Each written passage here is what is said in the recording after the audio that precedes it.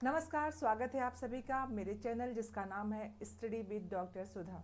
और मैं आपके समक्ष लेके आ रही हूँ आपके यूपीपीएससी के आरओ एआरओ परीक्षा के सामान्य हिंदी के सभी प्रश्नों को आपके परीक्षा में पूर्णांक दिलाने के लिए।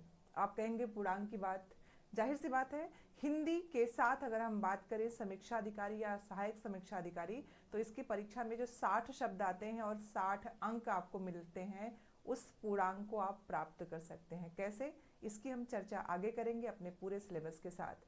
प्रारंभिक परीक्षा आपके सामान्य हिंदी की अगर बात करूं तो उसमें शब्द ज्ञान और उसके व्याकरण से प्रश्न आपके आते हैं और आपके प्रश्नों का आधार वैकल्पिक होता है, वस्तुनिष्ठ प्रश्न होते हैं जिनका आपको उत्तर देना होता है। सिलेबस में क्या क्या है इसकी बात कर लेते हैं। आप जानते हैं कि 6 टॉपिक हैं आपके पाठ्यक्रम में, जिसमें से पहला है विलोम शब्द, दूसरा है अनेक शब्दों के लिए एक शब्द जिससे 10 शब्द होते हैं 10 अंक के, उसके बाद है वाक्य एवं वर्तनी शुद्धि, उसके बाद है तत्सम एवं तद्भव शब्द, उसके बाद समानार्थी शब्द जिनको हम पर्यायवाची शब्द के रूप में भी जानते हैं, उसको समझते हैं। उसके बाद विशेषण एवं विशेष्य। आपने देखा शब्द के शब्द ज्ञान और व्याकरण दो चीज लिखी हुई थी। तो व्याकरणिक रूप से जब हम बात करते हैं तो आपके हिंदी के व्याकरण में विकारी और अविकारी शब्द हैं, तो उनके भी शब्दों में आप तत्सम तद्भव पा सकते हैं। उस विकारी अविकारी की अगर हम बात करें तो विकारी शब्दों में संज्ञा है, सर्वनाम है, क्रिया और विशेषण है।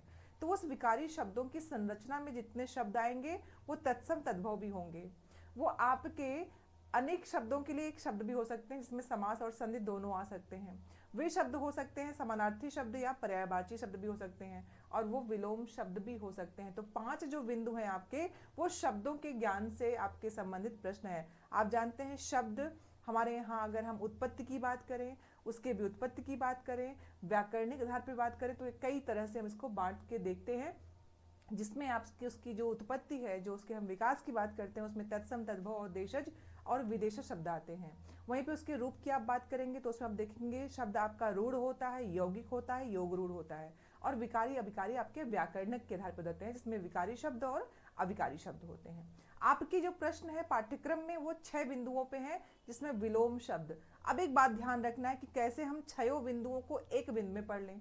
है सारे के सारे शब्द, तो हमें ये ध्यान देना है कि अगर मैं किसी विलोम शब्द की बात करूं, अगर श्वेत और श्याम 2 शब्द हमारे पास हैं, विलोम शब्द हैं, श्वेत अगर एग्जाम में आया है तो श्याम उसका होगा। अब देखिए श्वेत और श्याम विलोम शब्द हैं जो एक दूसरे का विपरीत अर्थ देते हैं, लेकिन ये शब्द तत्सम के हैं और इनका तद्भव भी होता है। श्वेत का श्याम ही होगा, ऐसा नहीं है कि सफेद आया है प्रश्न और आप कर देंगे उसका श्याम, नहीं। अगर श्वेत शब्द है तो उसका जो विलोम होगा वो श्याम होगा, और काला होगा या फिर जहाँ पे श्वेत, हाँ, उज्ज्वल जो शब्द है या फिर जो काला शब्द है तो उसके लिए उजला शब्द होगा। तो हमें ये ध्यान रखना होगा कि तत्सम शब्द तत्सम विलोम बनाएंगे, तद्भव शब्द तद्भव विलोम बनाएंगे, और वही शब्द अगर विलोम रूप में आए हैं तो पर्यायवाची शब्द भी हो सकते हैं, तत्सम शब्द भी हो सकते हैं, वाक्यांश का एक शब्द भी हो सकते हैं, या फिर वो किसी भी रूप में शब्द की संरचना को दिखा सकते हैं। तो 5 के 5 तो शब्द आपके एक साथ जुड़े हैं, और जब हम पढ़ेंगे तो शब्द एक ही शब्द, अगर कृतज्ञ शब्द है तो हमें जानना है कि कृतज्ञ शब्द बताता है जो व्यक्ति किए गए उपकार को माने। तो एक टॉपिक आपका हो गया कि वाक्यांश के लिए एक शब्द जो हम देखते हैं। दूसरा क्या हो गया कि कृतज्ञ शब्द है तत्सम का। तीसरा प्रश्न का उत्तर क्या होगा कि कृतज्ञ शब्द अगर हमें मालूम है तो उसका विलोम क्या होगा। तो कृतज्ञ और कृतघ्न दोनों शब्दों को हम समझ पाएंगे। तो कृतज्ञ और कृतघ्न 2 शब्द जो विलोम तो हैं, ये तत्सम भी हैं और वाक्यांश के लिए एक शब्द भी हैं। इस तरह से पूरे पाठ्यक्रम को अगर हम पढ़ेंगे तो कम शब्दों में पूरा का पूरा पाठ्यक्रम परीक्षा के पूर्णांक को हमारे समक्ष ला सकता है, मतलब आप पूर्णांक पा सकते हैं। उसके बाद जो व्याकरणिक संरचना है उसमें विशेषण विशेष शब्द होते हैं।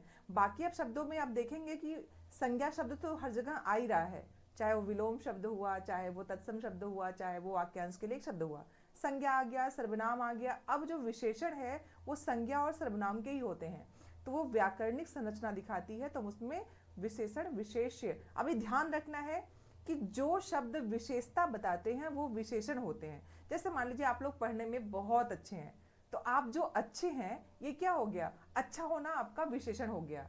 लेकिन जो आप हैं वही विशेष्य, मतलब जिसकी विशेषता होती है वही व्यक्ति क्या होता है, विशेष्य होता है। तो हम पूरे पाठ्यक्रम को इस आधार पे पढ़ने वाले हैं और मैं ये आपको विश्वास दिलाती हूँ कि इन 6 टॉपिक को पढ़ने के बाद पूर्णांक 100% आपको मिल सकता है। बस चूंकि हम सब यूपी पीएससी की बात कर रहे हैं, आप सब यूपी के एग्जाम की तैयारी कर रहे हैं और सब जुड़े हुए हैं हिंदी की अनेक बोलियां जो 5 रूप में है, पश्चिमी हिंदी, पूर्वी हिंदी, राजस्थानी हिंदी, पहाड़ी हिंदी, या फिर हम उसको कहेंगे आपके बिहारी हिंदी के रूप में। तो आपकी जो उपबोलियां हैं, जो भाषाएं हैं, उसके उस रूप में आप जुड़े हुए हैं, बोली आप बोलते हैं, मातृभाषा है तो उसके शब्दों का ज्ञान आपको है। बस जोड़ना है इन 6 बिंदुओं पे, और अगर जोड़ लिया तो आपका परीक्षा में आने वाला जो 60 शब्द है, 60 अंक देने वाला है, वो 100% सही होगा। तो पढ़ेंगे हम अपने इस चैनल पे जिसका नाम है स्टडी विद डॉक्टर सुधा। जुड़े रहिए, पढ़ते रहिए। मिलती हूँ नेक्स्ट क्लास में। बहुत बहुत आभार, धन्यवाद।